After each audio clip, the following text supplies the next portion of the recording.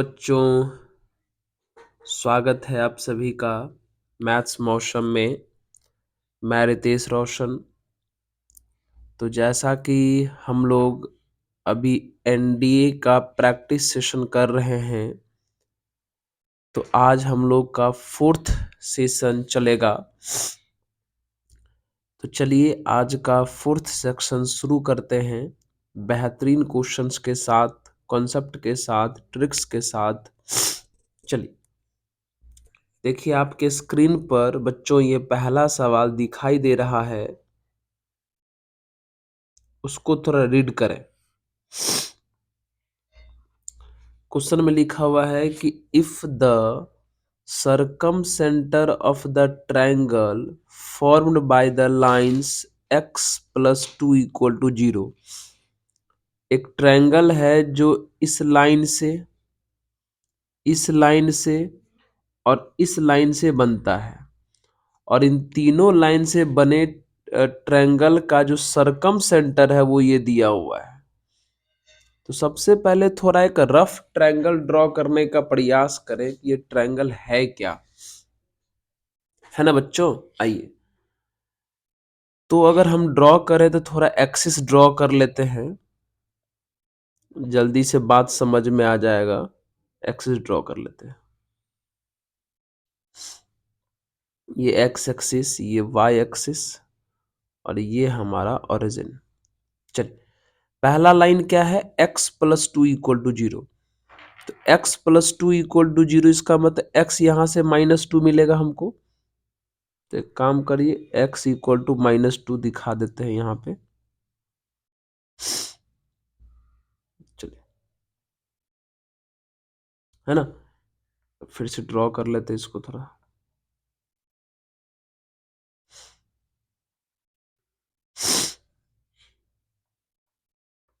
चलिए, है ना। आइए, कौन सा लाइन था हमारा, x इक्वल टू -2। तो बच्चों x इक्वल टू -2 तो ओरिजिन से इधर ही जाएगा, है ना। ये जो पहला लाइन है आपका x+2 इक्वल टू 0, यहां से तो x का वैल्यू हमें -2 ही मिलेगा। तो वही हम -2 वाला जो ग्राफ है ये ड्रॉ किए हैं, x equal to -2, x equal to -2। ठीक है, अगला क्या है, y इक्वल टू -2। तो y इक्वल टू -2 बच्चों यहाँ नीचे से पास करेगा, y इक्वल टू -2। ये हो गया आपका y इक्वल टू -2 वाला। ठीक है, अब देखिए, मतलब ये जो x इक्वल टू -2 दिखाई दे रहा है आपको, और ये जो y इक्वल टू -2 दिखाई दे रहा है, ये दोनों ट्रायंगल के साइड हैं। अब बताइए, इन दोनों साइड को देख के तो ऐसा लगता है कि ये राइट एंगल ट्रायंगल बना दिया, राइट एंगल ट्रायंगल बना दिया। ठीक है, अब एक तीसरा साइड है के एक्स प्लस, यहाँ पे के x plus y plus 2 equal to 0। तो चलिए वो तीसरा साइड कहीं तो होगा। तो चलिए तीसरा साइड हम इस प्रकार से कुछ ड्रॉ कर लेते हैं, इस प्रकार से,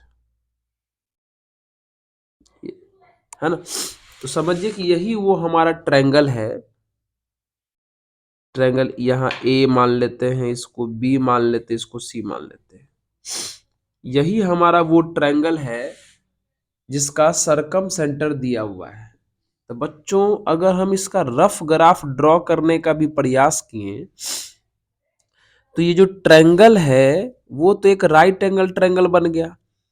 और हमें पता होना चाहिए कि राइट एंगल ट्रायंगल का सरकम सेंटर उसके हाइपोटेनस पर होता है। राइट एंगल ट्रायंगल का सरकम सेंटर उनके हाइपोटेनस पर होता है। सही बात है। तो बच्चों ए बी का इक्वेशन तो हमको पता है, x equal to -2। B C का इक्वेशन पता है, y इक्वल टू -2। यानी ये जो ए सी जिसको हाइपोटेनस बोल रहे हैं, शायद उसी का इक्वेशन हमें क्या मानना पड़ेगा, कि x plus y plus 2 equal to 0। ठीक है, और इसी हाइपोटेनस के ऊपर आपका ये जो है सरकम सेंटर होंगे। तो पुट कर दीजिए, इसी में आपका के निकल जाएगा। तो पुट पॉइंट कितना,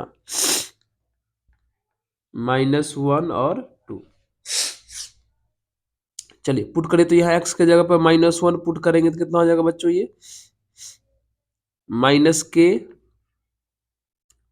y के जगह पर 1 पुट करेंगे तो यह 1 प्लस 2 इक्वल टू 0। और इसको सॉल्व करेंगे तो हमें यहाँ से लगता है कि k का वैल्यू 3 मिल जाएगा, मिलेगा। सॉरी -1 है, y के जगह पे भी -1 है तो ये भी -1 हो जाएगा बच्चों, ये भी -1 हो जाएगा। ठीक है, चलो यहाँ पे -1 हो जाएगा, तब ये कितना हो जाएगा, तब तो ये आपका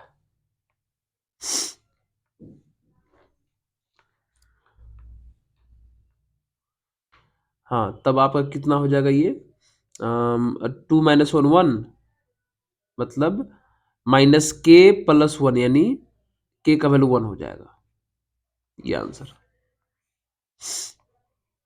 समझ रहे हो, थोड़ा सा कॉन्सेप्ट था कि हमें ये जानना था कि सरकम सेंटर जो है राइट एंगल ट्रायंगल के केस में कहाँ पर होता है, बस उसी से ये हमारा क्वेश्चन डील हो गया। तो चलिए ऑप्शन नंबर सी करेक्ट हो गया। आगे बढ़े, चलिए अगले सवाल।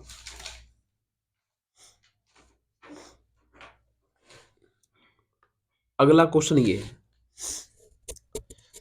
The circle x² + y² -7x sorry +4x -7y + 12 = 0 cuts an intercept on y axis. बच्चों एक सर्कल है x² + y² +4x -7y + 12 = 0। हमसे इनका पूछा है कि y इंटरसेप्ट मतलब y एक्सिस पर जो इंटरसेप्ट कट होगा उसका वैल्यू बताइए। तो बच्चों हमको पता होना चाहिए कि लेंथ ऑफ इंटरसेप्ट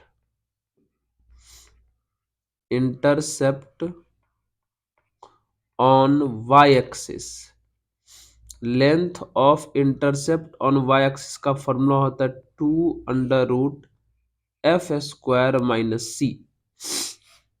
ठीक है, 2f का मतलब f कैसे निकालोगे बच्चों, y के कोफिशिएंट को हम लोग 2f कहते हैं। सर्कल का जो जनरल इक्वेशन है, सर्कल का जनरल इक्वेशन बच्चों आप जानते होंगे, ये वाला होता है 2gx + 2fy + c = 0।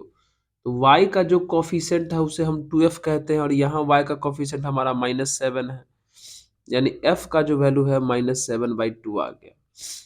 c जो है कांस्टेंट टर्म को बोलते हैं जो हमारे पास 12 है, रख दीजिए इसी में 2 f के जगह पे -7/2 तो कितना आ जाएगा ये 49/4 और बगल में c यानी 12 है, ये 2 हो जाएगा √49 - 48 एलसीएम करने पर नीचे में 4, तो ये 2 इंटू √1/4 हो जाएगा और ये 2 इंटू 1/2 और कैंसिल होने पर आंसर आ जाएगा 1। ठीक है, ये आंसर 1 यानी ए।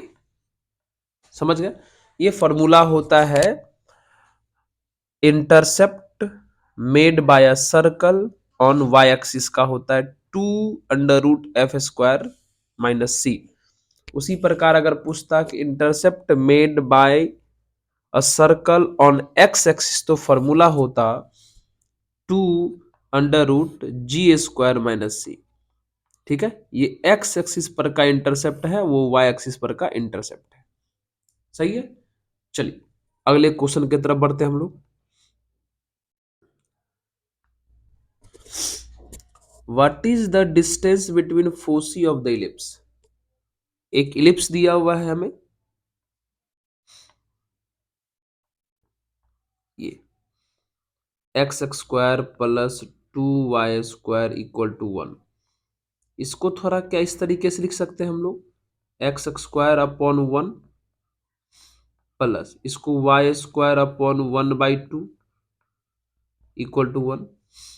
क्या हम इसे ऐसे लिख सकते हैं एक्स स्क्वायर अपॉन 1 का स्क्वायर वाई स्क्वायर अपॉन 1/√2 का स्क्वायर इक्वल टू 1। आपको पता है x के नीचे वाले को a बोलते हैं, मतलब a का वैल्यू 1 हो गया। y के नीचे वाले को b बोलते हैं तो b का वैल्यू 1/√2 हो गया। ऐसा इसलिए हम कर रहे थे ताकि इलिप्स का जो ओरिजिनल इक्वेशन होता है एक्स स्क्वायर बाई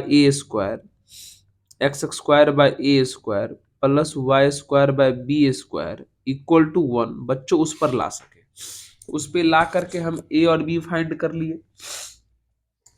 अब थोड़ा बच्चों आप सोचिए तो a के वैल्यू में और b के वैल्यू में कौन बड़ा है? a वाला वैल्यू बड़ा है कि b वाला वैल्यू बड़ा है?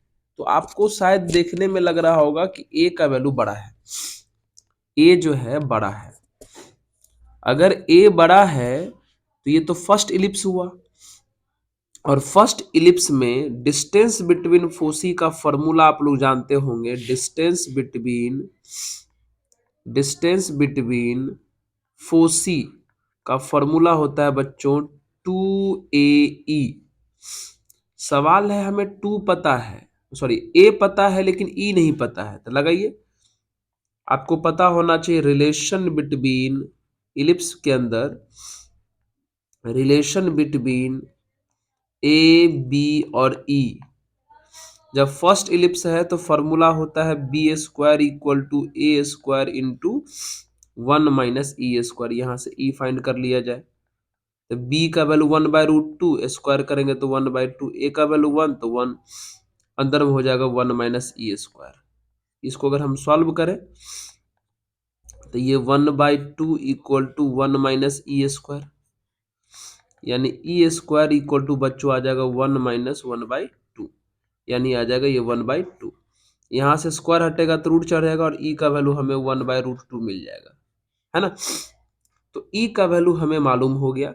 अब यहाँ पे रख दें 2, ए के जगह पे 1 और ई का वैल्यू अभी तुरंत आप लाए हैं 1/√2 हो गया। 2 को लिख सकते हैं आप √2 इंटू √2, और नीचे में √2 हमारा पहले से है, ये दोनों पोर्शन कैंसिल हो गया तो हमारा फाइनल आंसर √2 आया। ठीक है, इस तरीके से क्वेश्चंस कंप्लीट हो गए, है ना। चलिए अगले सेक्शन पर बढ़ते हैं, अगले क्वेश्चन पर। ये the value of sine square π/4 plus theta minus sine square π/4 minus theta. अच्छा, ये ट्रिगो का क्वेश्चन है। चलिए कैसे, हमें वैल्यू पूछ रहा है कि sine square π/4 plus theta minus sine square π/4 minus theta का वैल्यू क्या होगा। तो बच्चों ये एक फॉर्मूला पर है, हम लोग ट्रिगो में पढ़ते हैं कि sine square A minus sine square B, sine square A minus sine square B का जो फॉर्मूला है, और नहीं तो सबसे अच्छा ये भी लगा देते, लगाइए। Sign square A minus sine square B का फॉर्मूला होता है साइन ए प्लस बी इंटू साइन ए माइनस बी। ये ट्रिगो का बच्चों फॉर्मूला है, आपको शायद याद भी होगा ये फॉर्मूला है। ठीक है, चलिए तो हमने इसी फॉर्मूला को अभी लिखा।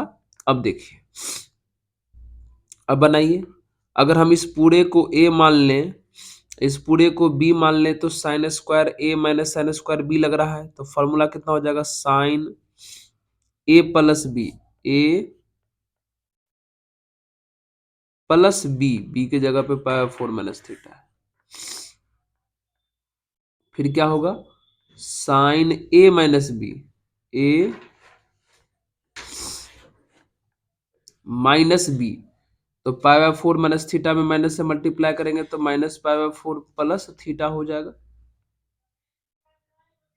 सॉल्व करिए, थीटा और थीटा हमारा कैंसिल हो गया, तो साइन π/4 प्लस π/4 π/2 आ गया, इंटू साइन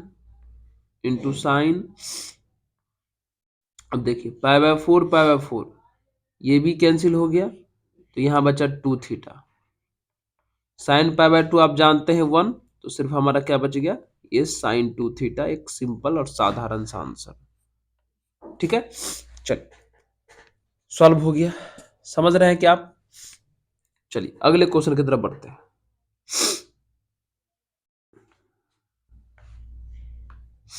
ये देखिए क्वेश्चन में लिखा है कि इन a triangle A B C, कोई ट्रायंगल है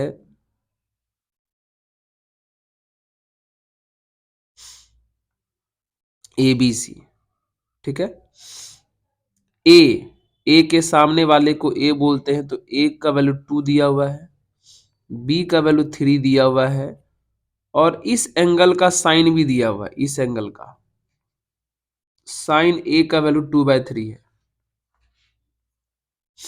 तो कहता है बी का वैल्यू बताइए। अच्छा, एंगल बी का वैल्यू पूछा है। ये तो प्रॉपर्टीज ऑफ ट्रायंगल का क्वेश्चन है। तो प्रॉपर्टीज ऑफ ट्रायंगल में आप जानते होंगे sine rule. Sine rule sine rule का फॉर्मूला कितना होता है, ए बाय साइन ए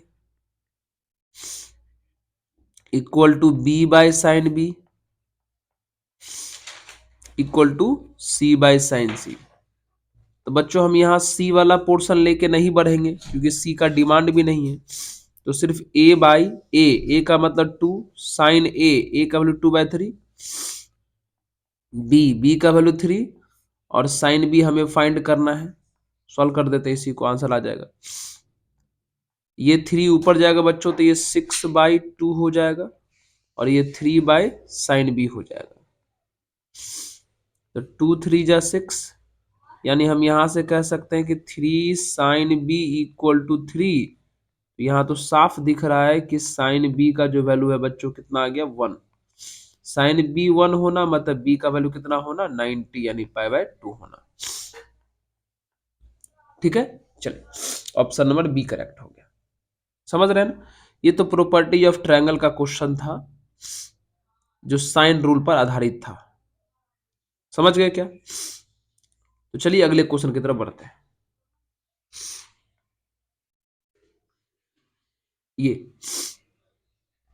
ये क्या है क्वेश्चन, देख लेते हैं इसको। चलिए ध्यान दीजिएगा क्वेश्चन पर। ये लिमिट है, हमें पूछा गया है कि limit x tends to 1, x³ - 1 upon √x - 1 का वैल्यू कितना होगा। ये लिमिट का क्वेश्चन है, और x के जगह पे अगर हम 1 रख देंगे तो फॉर्म 0/0 का आ जाएगा। तो बाय यूजिंग एल हॉस्पिटल,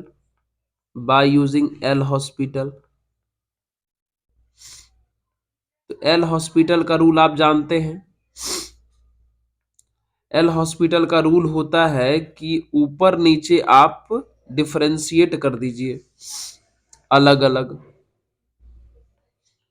है ना, अलग अलग। जब फॉर्म 0/0 का रहे तो करिए। ऊपर का डीसी करेंगे तो 3x³ का हो जाएगा 3x², -1 का तो 0 हो जाएगा।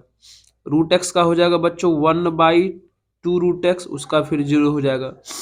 अब रख दीजिए आंसर, कितना हो जाएगा ये हो जाएगा आपका लिमिट x टेंड्स टू 1, ये ऊपर पहुंचेगा तो हो जाएगा 6x² इंटू √x। बस हो गया। x के जगह बच्चों 1 पुट करिएगा तो ये वाला 1 ही हो जाएगा, ये वाला भी 1, सिर्फ बचेगा कौन, 6। सिंपल सिंपल एल हॉस्पिटल के माध्यम से क्वेश्चन बन गया। एल हॉस्पिटल का रूल आप जानते हैं कि ऊपर नीचे डिफरेंशिएट करना पड़ता है।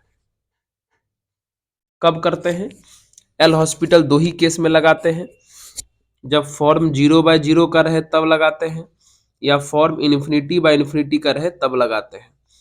क्या करते हैं, ऊपर नीचे डिफरेंशिएट करके वैल्यू पुट कर देना है, अगर फॉर्म 0/0 या ∞/∞ हट गया तो। ठीक है, चलिए अगले सवाल में। What is the derivative?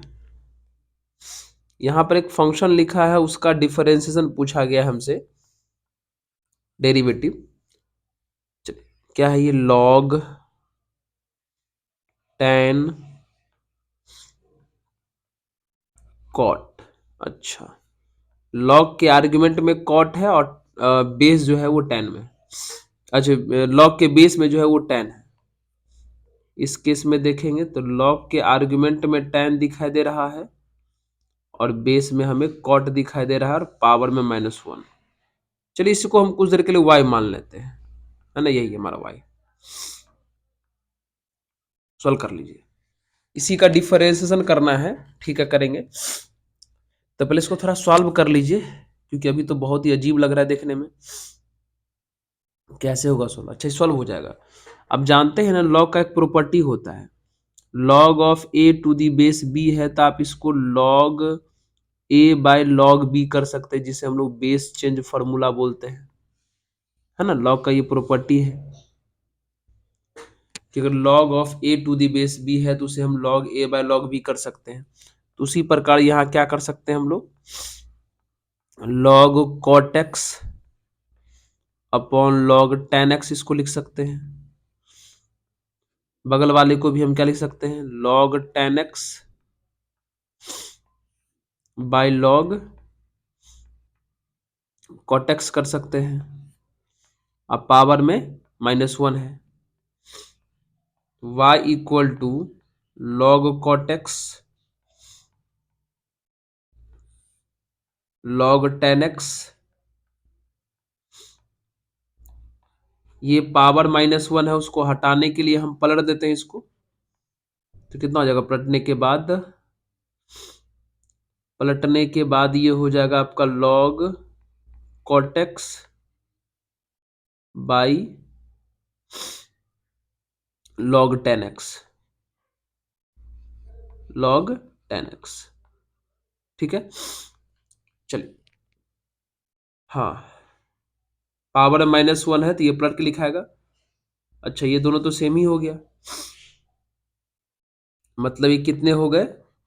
ये हो गए, आप यहां से आपको कितना मिला? एक सेकेंड, एक सेकेंड,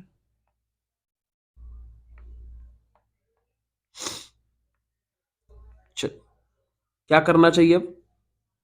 ये तो y इक्वल टू, सर दोनों तो सेम हो गया, log cot x by log ten x का ये तो होल स्क्वायर हो गया। अच्छा, कोई बात नहीं, घबराइए नहीं। अच्छा, क्या इसको वापस ध्यान दीजिएगा, अच्छे ढंग से ध्यान दीजिएगा, लॉग, ये जो ऊपर में कॉटेक्स है, तो क्या लॉग कॉटेक्स को हम चाहें तो लॉग टेन एक्स का पावर -1 लिख सकते हैं, क्योंकि कॉटेक्स जो है वो 1/10x होता है, और 1/10x को हम लोग 10x के पावर -1 लिख सकते हैं। हाँ सर, लिख सकते हो। और यहाँ पे log 10x तो शुरू में नीचे में पहले से था, और होल पावर में 2 पहले से है। ओके सर, इससे क्या होने वाला है? बहुत कुछ हो जाएगा इससे।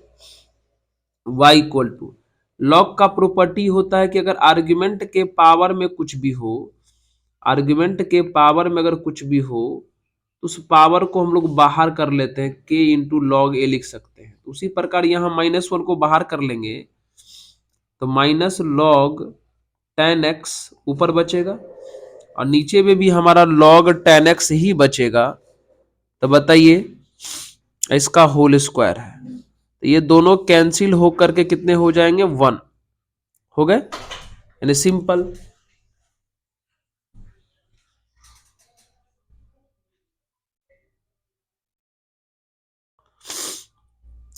तो y इक्वल टू 1 आ गए। इसका मतलब अब इसका डिफरेंशिएशन करेंगे तो dy बाय डी एक्स का वैल्यू कितना आ गया बच्चों? 0।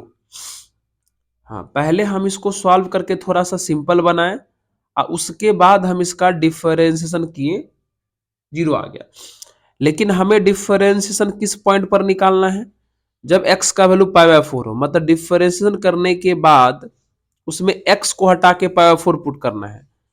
तो बच्चों यहाँ तो x बचा ही नहीं, तो पुट कहाँ करेंगे π/4? इसका मतलब जो आंसर है वही रह जाएगा। अगर x बचता तो पुट कर देते π/4। तो इस प्रकार से ये क्वेश्चन जो है हमारा कंप्लीट हो गया। चलिए, यानी 0। ठीक है, अगला सवाल। द मैक्सिमम वैल्यू ऑफ इतना। अच्छा, ध्यान दीजिएगा, एक क्वेश्चन है y equal to sine x plus π/6 plus cos x plus π/6। हमें इसका मैक्सिमम वैल्यू पूछा गया है। यहां गौर से देखिए, साइन का और कॉस का आर्ग्यूमेंट जो है वो सेम है। तो एक फॉर्मूला हम लोग जानते हैं, क्या आप लोग को याद है? फॉर्मूला ये है, ध्यान दीजिएगा, कि a cos theta plus b sine theta, इस तरह के फॉर्मेट में रहने वाले का मैक्सिमम वैल्यू जो है अंडर रूट ए स्क्वायर प्लस बी स्क्वायर के इक्वल होता है, और मिनिमम वैल्यू जो है वो इसी का निगेटिव माइनस ए स्क्वायर प्लस बी स्क्वायर के इक्वल होता है। इस तरह के फॉर्मेट का शायद ये भी उसी फॉर्मेट का है। थोड़ा इसको अगर गौर से देखिएगा तो दिखेगा। देखिए, इसको अगर हम थीटा मान लें और इसको अगर हम थीटा मान लें तो दोनों साइन का और कॉस का आर्गुमेंट सेम ही है। इसको एक लाइन अगर हम पलट के लिख लें, एक लाइन अगर हम पलट के लिख लें तो y इक्वल टू कॉस को पहले लिख लेते हैं, तो कॉस x प्लस π/6 और साइन x प्लस π/6। ठीक है, हमें इसका मैक्सिमम वैल्यू पूछा गया है। ठीक है, तो इनका मैक्सिमम वैल्यू आपके सामने में दिखाई दे रहा है। फॉर्मूला कितना होना चाहिए? ए स्क्वायर प्लस बी स्क्वायर। ए का मतलब होता है कॉस का कोफिशिएंट। कॉस के कोफिशिएंट में नहीं, यहाँ ए है लेकिन यहाँ कॉस के कोफिशिएंट में 1 है, तो 1 का स्क्वायर 1। बी का मतलब होता है साइन का कोफिशिएंट, तो यहाँ भी साइन का कोफिशिएंट 1 है, यानी आंसर आ गया √2। यानी मैक्सिमम वैल्यू √2 आया। लेकिन हमें पता करना है कि मैक्सिमम वैल्यू √2 आया कहां पे। मतलब ये जो कहानी है y equal to sine x plus π/6 plus cos x plus π/6 है ना, इनका वैल्यू 1/√2 कहां पर, सॉरी, इसका मैक्सिमम वैल्यू √2 किस वैल्यू पर होगा ये पूछा है। हम तो अभी खाली ये पता किए कि मैक्सिमम होगा कितना, लेकिन हमें क्वेश्चन पूछा था कि इनका जो वैल्यू आप मैक्सिमम √2 लिखे हो वो √2 कब होगा, x के जगह पे ऐसा क्या पुट कर दें ताकि इनका वैल्यू √2 के इक्वल आ जाए। क्वेश्चन ये हमसे पूछा गया है। तो सर अब क्या करें, ये तो मैक्सिमम वैल्यू √2 निकल के बाहर आ गया और आप कह रहे हो कि बताइए कि मैक्सिमम वैल्यू √2 होगा कहां पर। तो एक बार थोड़ा सा दिमाग लगाइए। इस पूरे को मिला के इस पूरे को मिला के √2 आया है। शायद ऐसा लग रहा है इस साइन वाले पोर्शन का वैल्यू भी 1/√2 हुआ, कॉस वाले पोर्शन का वैल्यू भी 1/√2 हुआ, तब ना 1/√2 को और 1/√2 को अगर आपस में हम ऐड कर दें तो पक्का है कि ये 2/√2 और 2/√2 का रिजल्ट कितना आ जाएगा? √2। यानी साइन प्लस कॉस का ये जो फॉर्मेट है इसका मैक्सिमम वैल्यू √2 आना संभव तब है जब पूरे साइन का वैल्यू भी 1/√2 हो जाए और पूरे कॉस का वैल्यू भी 1/√2 हो जाए। हाँ सर, ये बात तो लग रहा है। अगर आपको ऐसा लग रहा है तो तब आप हमको बताइए कि साइन का वैल्यू साइन का वैल्यू 1/√2 साइन के किस एंगल पर होता है? सर π/4 पर। इसका मतलब ये जो एंगल है x प्लस π/6 ये किसी और के नहीं, किसकी इक्वल हो जाएगा? π/4 की इक्वल हो जाएगा। सर कॉस के केस में सोचो, बच्चों संयोग ऐसा है कि कॉस का भी यही हाल है। कॉस के केस में भी कॉस के एंगल में पाई/4 रहेगा तभी 1/√2 आएगा। समझ रहे हो? यहां पे एक छोटा सा ट्रिक लगा दिए, समझिए, हिडन ट्रायल मेथड जिसे बोलते हैं, नहीं तो सॉल्व करने में लंबा चला जाता। कि हमें इस पूरे फॉर्मेट का वैल्यू √2 लाना था, तो ऐसा क्या हुआ होगा कि √2 आ गया। तो इनका वैल्यू भी 1/√2, इनका वैल्यू भी 1/√2, और 1/√2 और 1/√2 को मिला दिए होंगे तो √2 जरूर आया होगा। तो साइन का वैल्यू √2 होने के लिए उसका एंगल पाई/4 होना पड़ेगा, या कॉस का वैल्यू भी 1/√2 होने के लिए उसका एंगल भी पाई/4 होना पड़ेगा। तो बस हम कर दिए। अब यहां से हमें x का वैल्यू आसानी से मिल जाएगा पाई/6, सॉरी,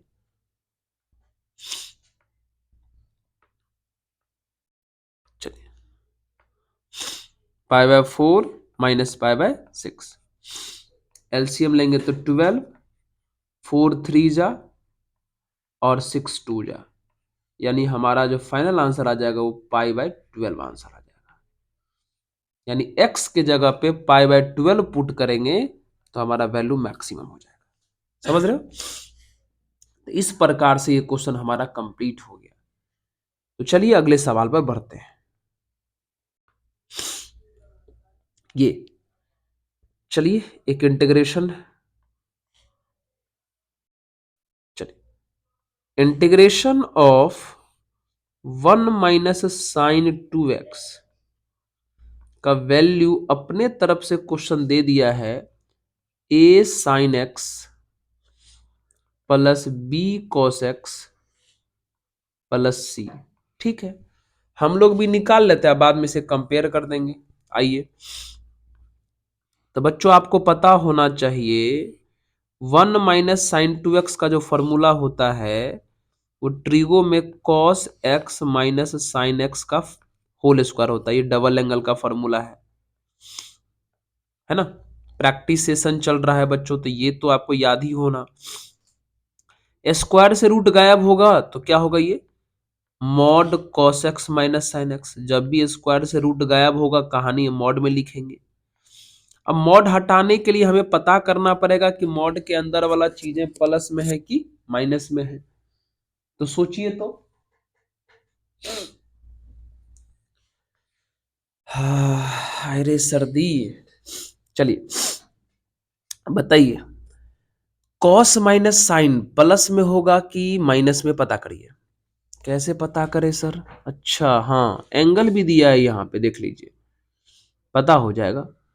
एंगल का वैल्यू दिया हुआ है 0 से पाई/4 यानी 45 तक। तो आपको तो पता होना चाहिए बच्चों, 0 से 45 तक कॉस का वैल्यू बड़ा होता है। कैसे सर? देख लो, 0 डिग्री, 30 डिग्री, 45 डिग्री पर अगर हम कॉस को देखें तो कॉस 0 1 √3/2 और 1/√2, और साइन को देखें तो साइन 0 1/2 1/√2, है ना? देख लीजिए, तो किसी को किसी से कंपेयर करके देख लीजिए, 0 से 45 तक कॉस बड़ा होता है और साइन छोटा होता है। इसका मतलब ये कॉस बड़ा है और ये साइन छोटा है। तो बड़े में से छोटा माइनस करेंगे तो प्लस में आएगा, और मॉड के अंदर प्लस तो डायरेक्ट मॉड हटा देने का, यानी कितना बच जाएगा हमारा cos x minus sine x. सही है? चलिए अब इसका कर दिए इंटीग्रेशन, करिए। इंटीग्रेशन करेंगे बच्चों तो कॉस का इंटीग्रेशन हमें पता है कितना होता है, साइन। कॉस का इंटीग्रेशन हमें पता है कितना होता है, साइन एक्स। और साइन का इंटीग्रेशन कितना होता है बच्चों, माइनस में कॉस, तो ये प्लस में कॉस हो जाएगा, और प्लस सी। सही है क्या? एक बार फिर से मैच कर लीजिए। हाँ ये तो सही लग रहा है सर। कॉस का इंटीग्रेशन साइन, साइन का इंटीग्रेशन माइनस कॉस, तो ये प्लस हो गया। अब अगर इसे कंपेयर करेंगे तब तो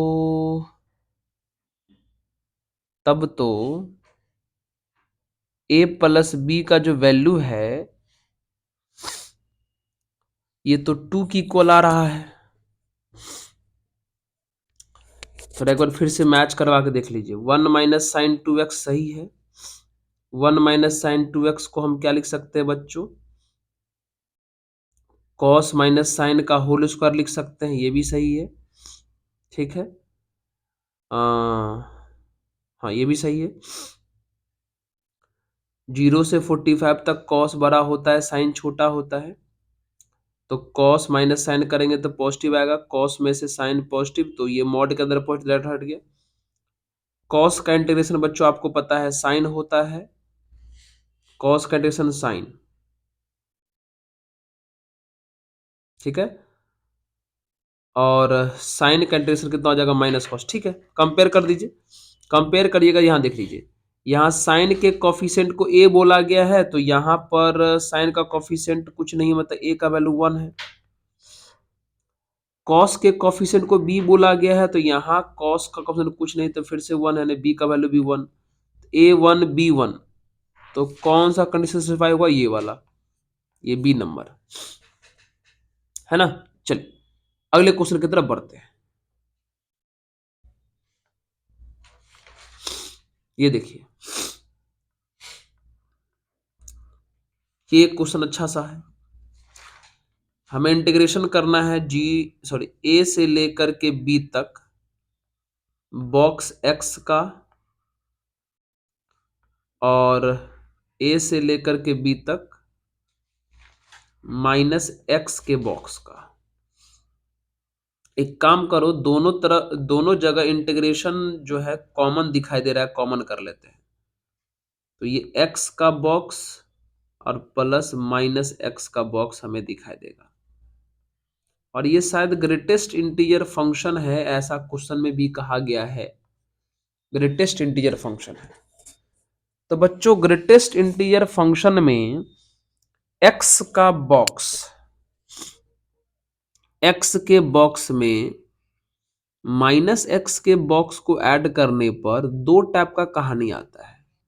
0 आ सकता है अगर एक्स के जगह पर इंटीजर रहा तो, -1 आ सकता है अगर एक्स के जगह पर इंटीजर नहीं रहा तो यहां पहले पता करिए क्वेश्चन में कहीं भी एक्स के बारे में कुछ कहा गया है क्या? एक बार सोच के देख लीजिए। हाँ, -1 ही आएगा। अगर -2.6 रख देंगे तो -3 हो जाएगा, सही है। लेकिन x के बारे में कहीं कुछ नहीं कहा गया है कि इंटीजर है कि क्या है। इसका मतलब है कि इसका दोनों सेक्शन सही होगा, समझ रहे हो? मतलब अगर हम इसको दोनों सेक्शन, पार्ट 1 मतलब ए से लेकर के बी, एक्स का बॉक्स में माइनस एक्स का बॉक्स को जोड़ने पर 0 भी आने का चांस है, और पार्ट 2 ए से बी तक में एक्स के बॉक्स में माइनस एक्स के बॉक्स को ऐड करेंगे तो -1 आने का भी चांस है। दोनों आंसर हो सकता है। ये तो सिंपल है। इस 0 का अगर हम इंटीग्रेशन करेंगे तो 0 हो जाएगा,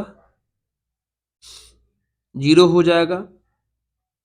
अपर लिमिट लोअर लिमिट रखेंगे भी तो कहाँ रखेंगे? ये तो 0 का, तो इसका आंसर तो 0 ही हो गया, है ना। 0 का तो 0 हो गया। चलिए इस केस में देख लीजिए। इस केस में यहां पर -1 का इंटीग्रेशन कितना, जो माइनस बाहर हो जाएगा तो dx बचेगा, dx का इंटीग्रेशन हो जाएगा x। लिमिट कहां से कहां तक? a से लेकर के b तक। तो चलिए अपर लिमिट पुट करेंगे तो b, minus lower limit put करेंगे तो a, यानी कितना हो जाएगा यहां से a माइनस बी, है ना। यानी आंसर हमारा दो दो हो सकता है, a माइनस बी भी हो सकता है और 0 भी हो सकता है। क्वेश्चन में ऐसा कुछ भी क्लियर नहीं था कि x हमारा क्या है नहीं है, तो ये आंसर दोनों करेक्ट है, a माइनस बी भी सही होंगे और 0 भी सही होंगे। देख लीजिए तो फिर से एक बार। हाँ सर, x के बारे में तो कहीं कुछ नहीं कहा गया है, और अगर x के बारे में कहीं कुछ नहीं कहा गया है बच्चों, तो ये दोनों आंसर 100% करेक्ट है। ठीक है, चलिए तो ये सेक्शन भी आज हमारा कंप्लीट हुआ। अब मुलाकात करेंगे अगले सेक्शन में।